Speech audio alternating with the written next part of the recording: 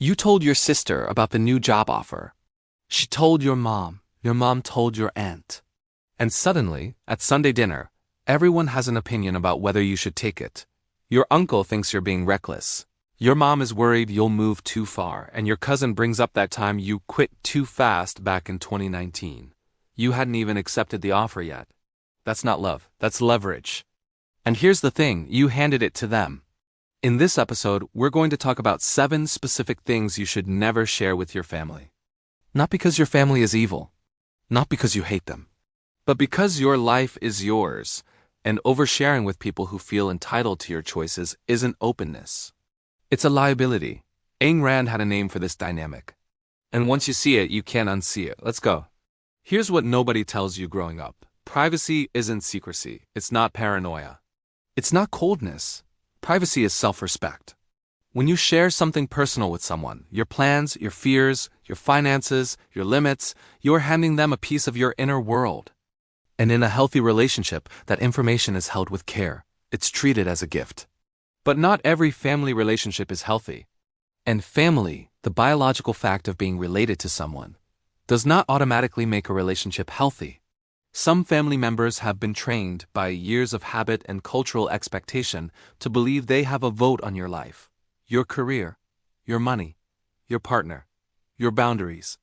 And when you give them raw, unfiltered information about those areas, you're not bonding with them, you're arming them.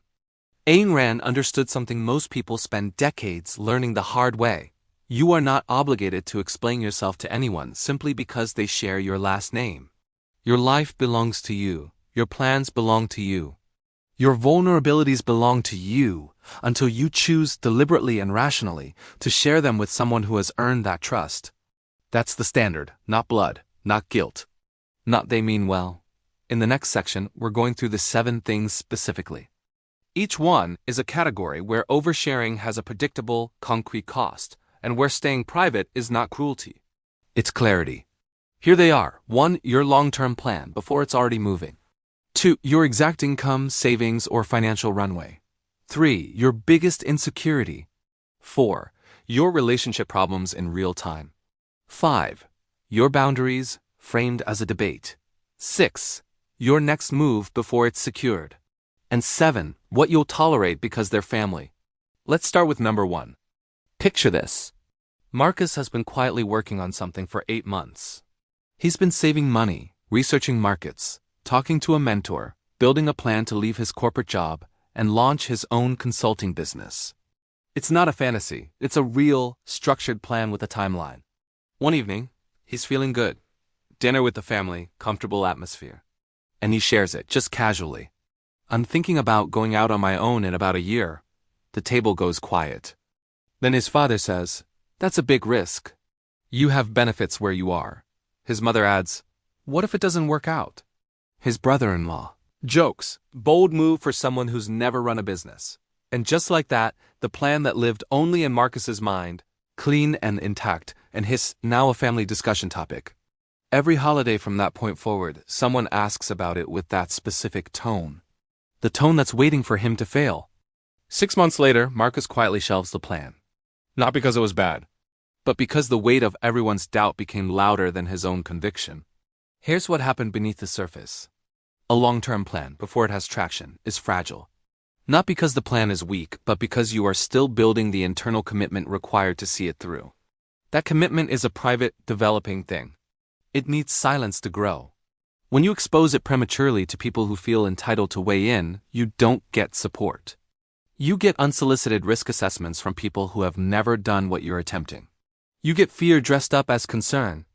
And if those people love you, or believe they do, their doubt carries emotional weight that is genuinely hard to override.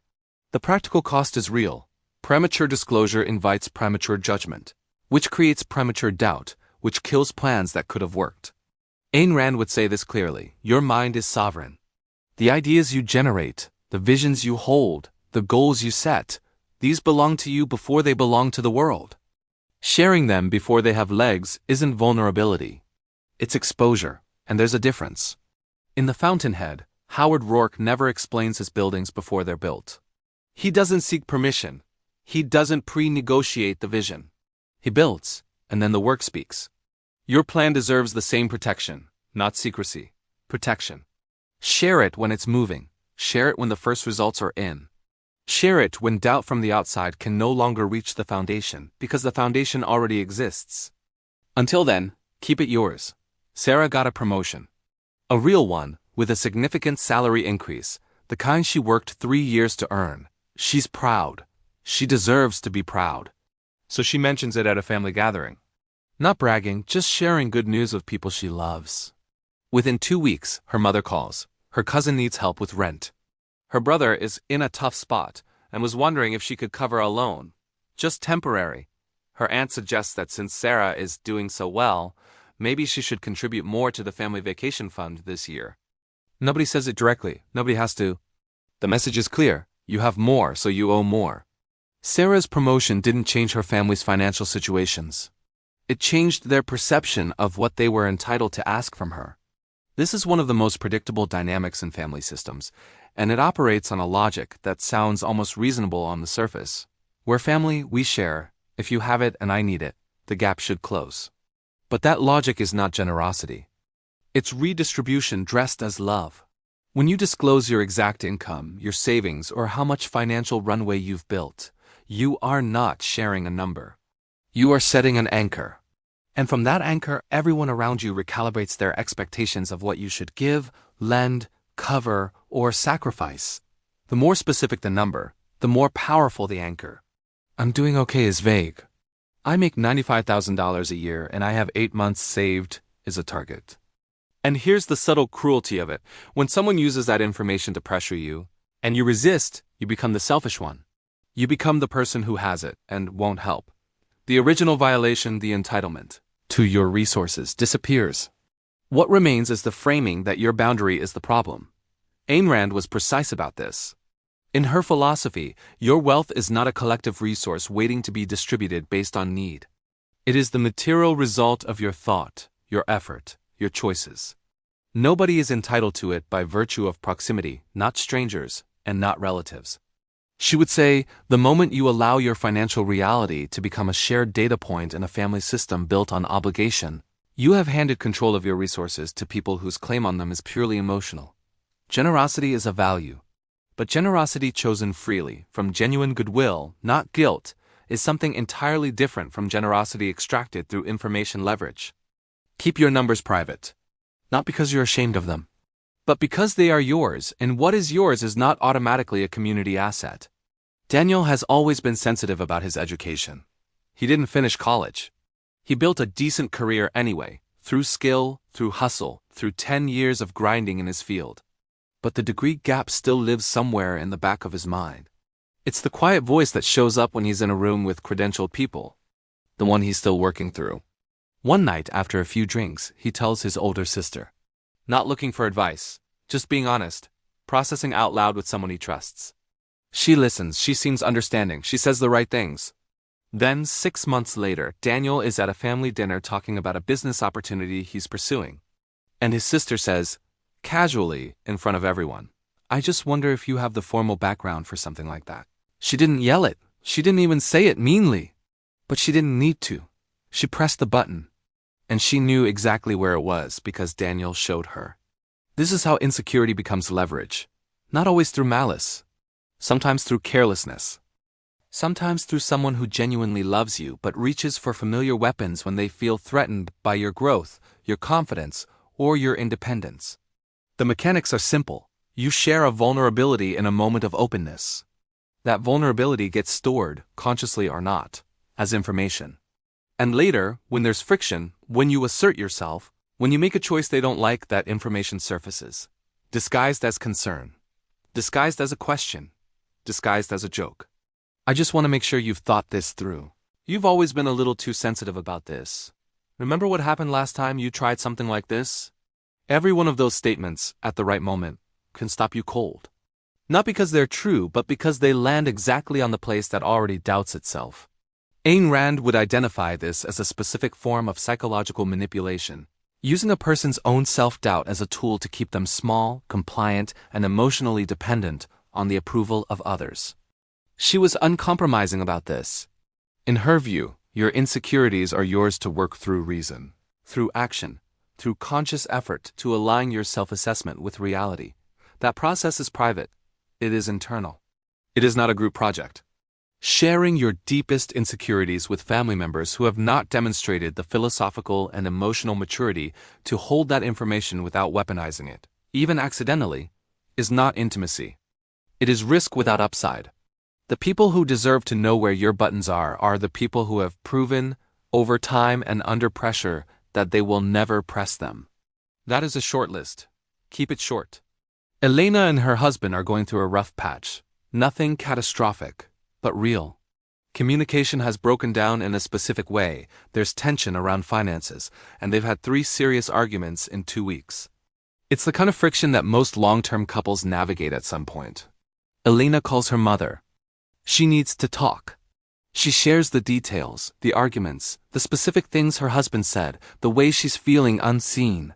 Her mother listens. Her aunt finds out. Her sister finds out. 3 months later, Elena and her husband have worked through it.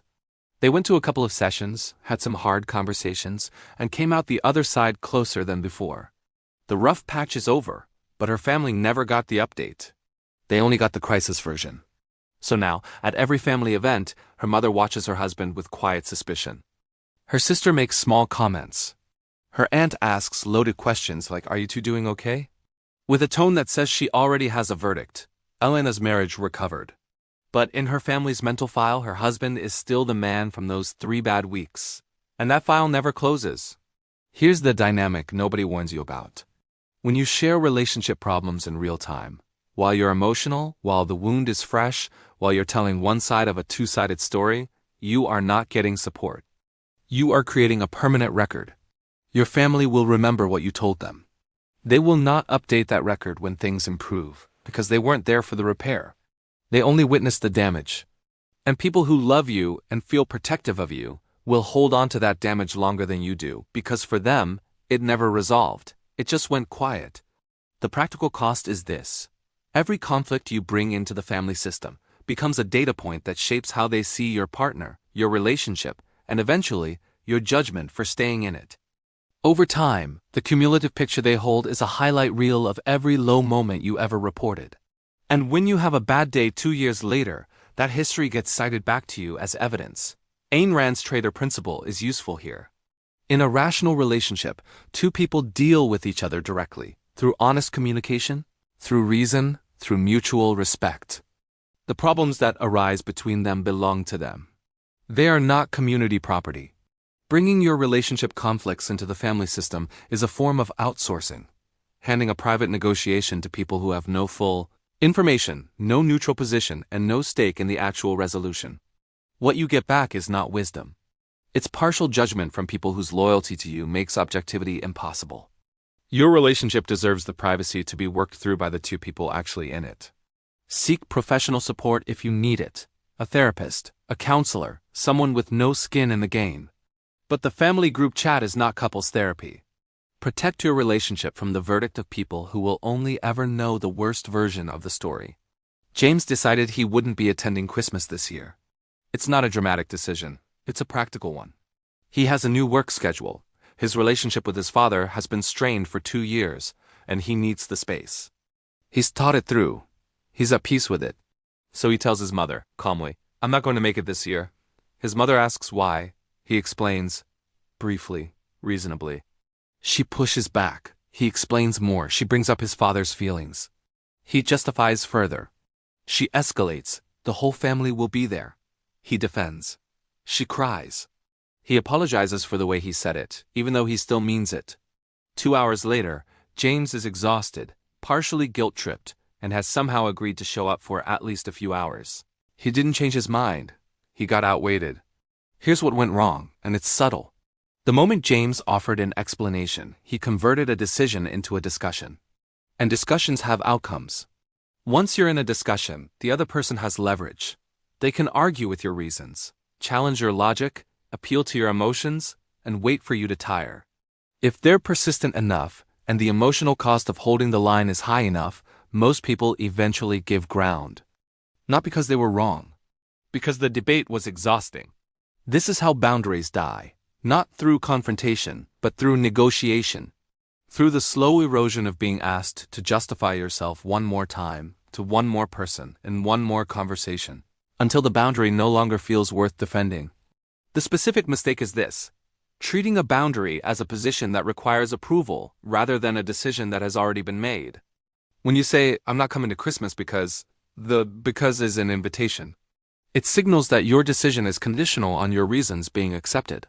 And in a family system trained to expect access and compliance, that conditional framing will always be tested. Ayn Rand would recognize this immediately as a failure of philosophical self-ownership. Your boundaries are not proposals. They are not negotiating positions. They are the practical expression of your values, your needs, and your judgment about what your life requires. You do not owe anyone a debate about your own decisions.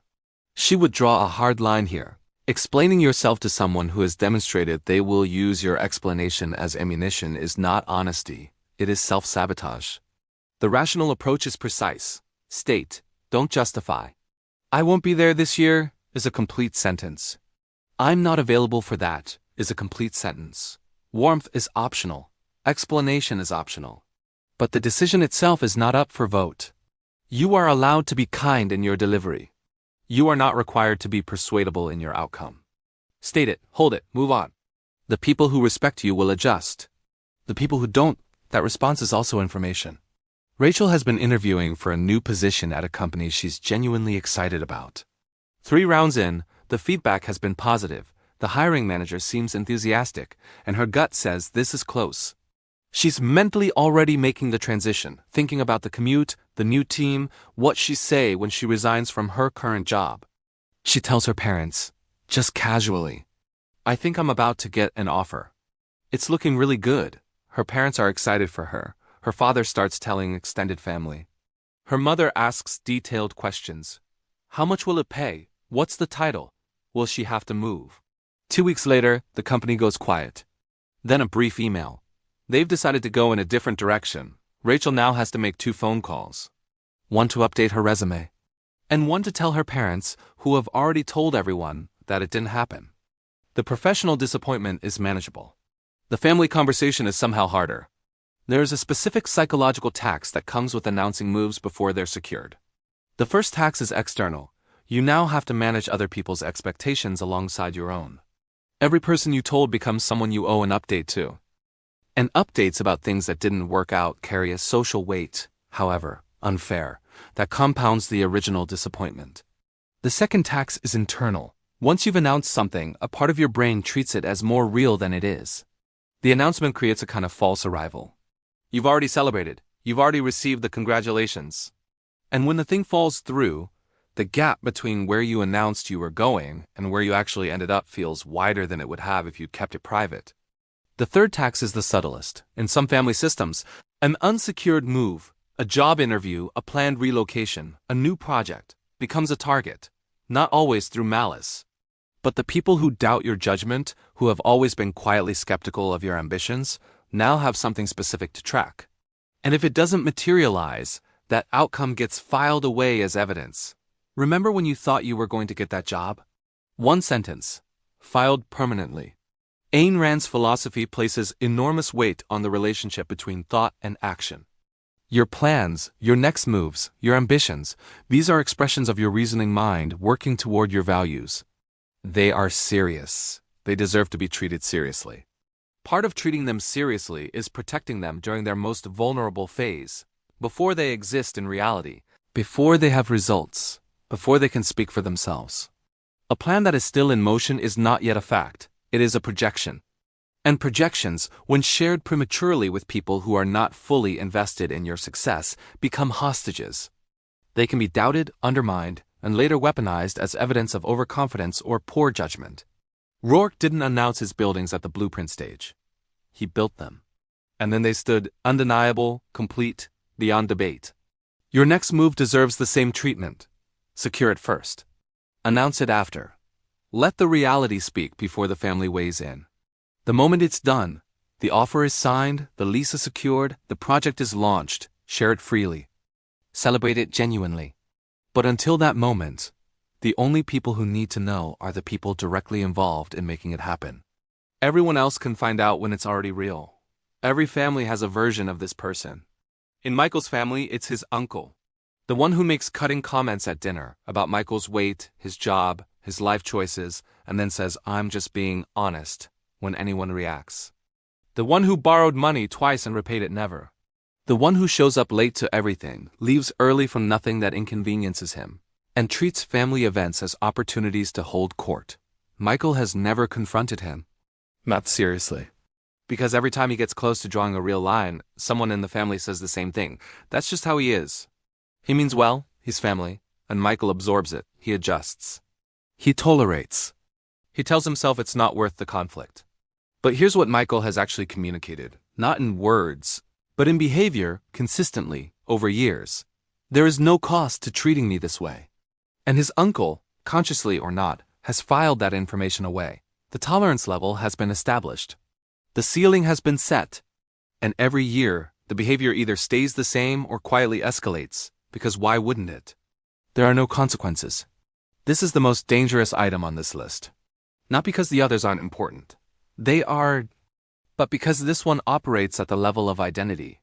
When you tell someone through repeated accommodation, through swallowed resentment, through conflicts avoided in the name of family peace, that you will tolerate behavior you privately find unacceptable, you are not keeping the peace. You are defining yourself. You are establishing in your own mind and in theirs the terms under which you can be treated. And those terms, once established, are very hard to renegotiate. The specific danger of the because their family frame is this. It converts a behavioral standard into a categorical exception. It says that the normal rules of human respect, the standards you would apply to a colleague, a neighbor, a stranger, are suspended for people who share your blood. That family membership is a license for treatment you would not accept from anyone else. That logic has a cost. Every time you apply it, you train yourself to accept less. You build a tolerance for disrespect that, over time, reshapes what you believe you deserve, not just from your family, but in every relationship you enter. The people around you learn what you'll accept, and they behave accordingly. Ayn Rand was direct about this, and it's worth sitting with what she actually said. She did not argue that family relationships are unimportant. She argued that no relationship, including family, is exempt from rational evaluation. The fact that someone is your parent, your sibling, your cousin, does not automatically make them someone who deserves unlimited access to your time, energy, patience, and self-respect. What earns ongoing relationship is what earns it in every other context. Behavior that reflects genuine care, mutual respect, and the basic trader principle that people deal with each other through honest exchange. Not through guilt, not through entitlement, not through the weaponization of emotional obligation. Because their family is not a moral argument. It is an appeal to accident of birth dressed up as virtue. And when you accept it as a reason to absorb mistreatment, you are not being loyal. You are being compliant. There is a difference. The rational question is not, is this person family? The rational question is, does this person treat me in a way that reflects genuine respect for who I am? If the answer is no, consistently, over time, despite clear communication, then their family is not a reason to continue tolerating it. It is a reason you've been given. And you are allowed to stop accepting it. What you tolerate, you authorize. And what you authorize, you teach. Decide deliberately what you're teaching. We've gone through all 7. And if you've been paying attention, you've noticed something underneath every single one of them. A common thread that connects oversharing your plans, your finances, your insecurities, your relationship problems, your boundaries, your next moves, and your tolerance levels. That thread is this. Each one of those things, when disclosed prematurely or carelessly to the wrong people, becomes a tool for control.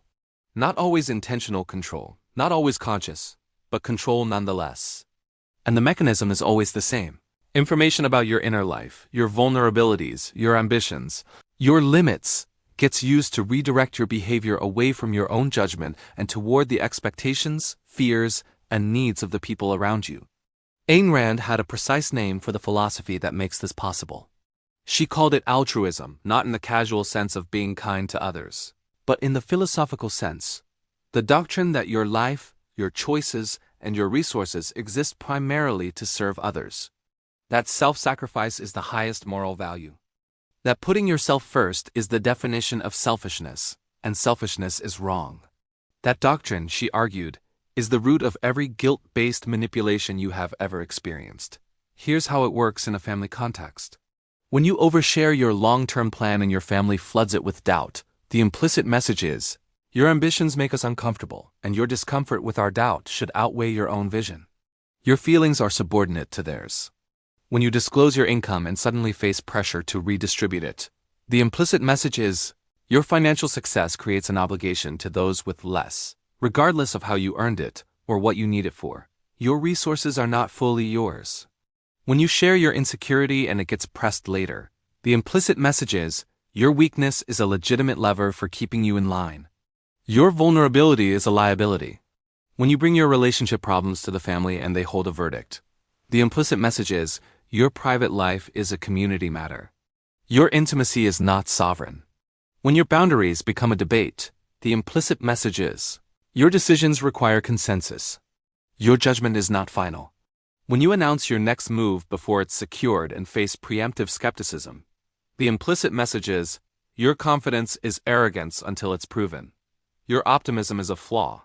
And when you absorb mistreatment because they're family, the implicit message is, blood obligates you to accept what reason would reject. Your self-respect is negotiable. Every single one of these is the altruist doctrine applied to family dynamics. And every single one of them has the same solution. Rand called that solution rational self-interest. Not selfishness in the shallow sense.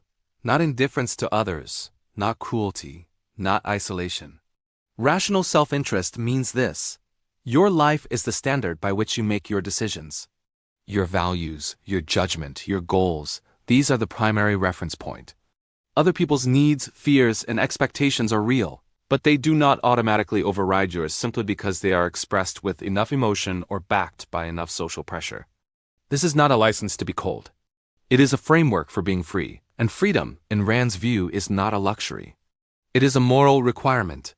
You cannot live a fully human life, a life directed by reason, built toward genuine values, expressed through authentic choices, if you are constantly managing the emotional weather of people who believe your life is partly theirs. Privacy is the practical implementation of that freedom. What you keep private, you keep sovereign. What you disclose, you share. And what you share, in the wrong context with the wrong people, you surrender. Not forever, not irreversibly. But at a cost that compounds quietly over time, in compromised plans, in extracted resources, in pressed buttons, in negotiated boundaries, in absorbed mistreatment, in a self-image slowly shaped by other people's verdicts. Rand would say, you don't owe anyone that cost, not even family. So let's talk about what this actually looks like in practice. Because understanding the philosophy is one thing. Sitting across from your mother at Thanksgiving, or answering a direct question from your father about your salary, or holding a boundary while your sister cries, that's another thing entirely. The gap between knowing and doing is where most people get stuck. So let's close it. The first shift is conceptual, and it has to happen before anything else. Stop thinking of privacy as withholding. Start thinking of it as curation. Withholding implies you have something someone else deserves, and you're keeping it from them. Curation implies you are making a deliberate, rational choice about what belongs in which relationship, at which stage, with which level of trust established. You are not hiding. You are deciding. And deciding what to share with whom and when is not a moral failure. It is the exercise of judgment. It is, in fact, what emotionally mature people do in every healthy relationship they build. The question to ask before you share anything sensitive is not, should I be open? The question is, has this person demonstrated, through consistent behavior over time, that they can hold this information without using it against me, even accidentally? Even with good intentions? That's the standard. Apply it deliberately. The second shift is behavioral, and it's simpler than it sounds. Practice what I'm going to call the one-layer rule. When a family member asks about something you'd normally overshare, your finances, your plans, your relationship, your next move, give them one layer less than you instinctively want to. Not a lie, not a deflection, just less. Things are going well financially, instead of the exact number. I'm working on something I'm excited about, instead of the full plan. We're navigating some things together, instead of the blow-by-blow of your last argument? I have something in the works. Instead of the job title, the company name, and the salary range. One layer less. That's it. You will feel, the first few times, like you're being evasive, like you're being cold. Like you're betraying the norm of openness that your family has come to expect from you. That discomfort is not evidence that you're doing something wrong. It is evidence that you are changing a pattern. And patterns, when they change, always feel wrong before they feel right. The third shift is relational, and this one takes the longest. Start differentiating within your family. Not every family member operates the same way. Some people in your family have, over time, demonstrated genuine trustworthiness. They hold your information carefully. They don't weaponize your vulnerabilities. They support your decisions even when they disagree. They respect your boundaries without requiring a debate. Those people exist. They deserve more openness. They've earned it, and then there are the others. The ones whose track record tells you, if you're honest, that information shared with them gets used, not always maliciously, but reliably in ways that cost you something. Those people get the one-layer version. Not punishment, not coldness. Just the appropriate level of disclosure for the level of trust that actually exists. This is what Rand meant by the traitor principle applied to relationships. You give according to what has been established, not according to what you wish were true or what you feel obligated to perform. Here's what the transformation looks like. Before, Marcus tells his family about his business plan at dinner. Spends the next year managing their doubt alongside his own, shelves the plan. After, Marcus says nothing until the first client is signed. Shows up to the next family dinner with a business card. I launched something. It's going well. The doubt never had a target. The plan never had to survive a vote. Before, Sarah discloses her exact salary. Spends the next 3 years navigating loan requests and expectation adjustments. After, Sarah says, I got a promotion, really grateful for it. Full stop. The celebration is shared. The number stays hers. Before, James explains his Christmas decision and gets outweighted into compliance. After, James says, I won't be there this year. Warm tone. No explanation. Holds it through the discomfort. Shows up in January with genuine presence, on his own terms. Privacy is not armor against your family. It is not a wall. It is not evidence that something is wrong with the relationship. It is the practical expression of a simple truth. Your life is yours. Your inner world belongs to you until you choose, deliberately and rationally, to share it. And that choice, made with judgment rather than habit, with discernment rather than obligation, is one of the most concrete ways you can respect yourself. That's not coldness. That's clarity, and clarity, applied consistently, changes everything. Let's bring it home. 7 things. 7 categories where oversharing has a predictable, concrete cost, and where staying private is not cruelty, not coldness, not a sign that something is broken. Your long-term plan, protect it until it has traction. Your exact finances, they are yours, not a community resource. Your biggest insecurity, share it only with people who have earned that trust. Your relationship problems, keep them inside the relationship, not inside the family system. Your boundaries, state them.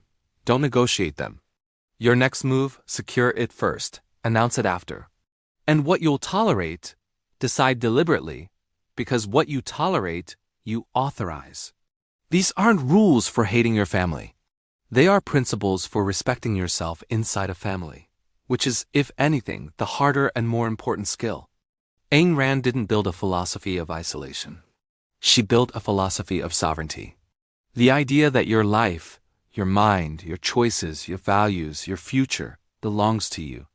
Not to your bloodline, not to collective guilt, not to the expectations of people who love you in ways that sometimes look more like ownership than care. Privacy is sovereignty made practical.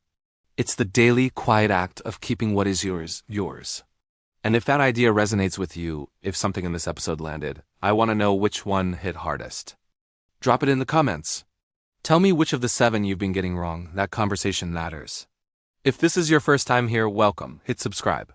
Every week we take the situations real people actually face and run them through the Rand lens. No guilt, no victimhood, just clarity. And if this episode made you think, here's the next question worth asking. What happens when you decide to protect your inner world, pursue your own path, and the people around you offer nothing, no support, no encouragement, no belief in what you're doing? That's the topic of the next episode. It's called How to Succeed with Zero Support and Not Become Bitter. Because building a life on your own terms is one thing. Building it without resentment, without needing anyone to finally understand, without letting the silence of others hollow you out, that's the real challenge. And Rand had something precise to say about it. Don't miss it.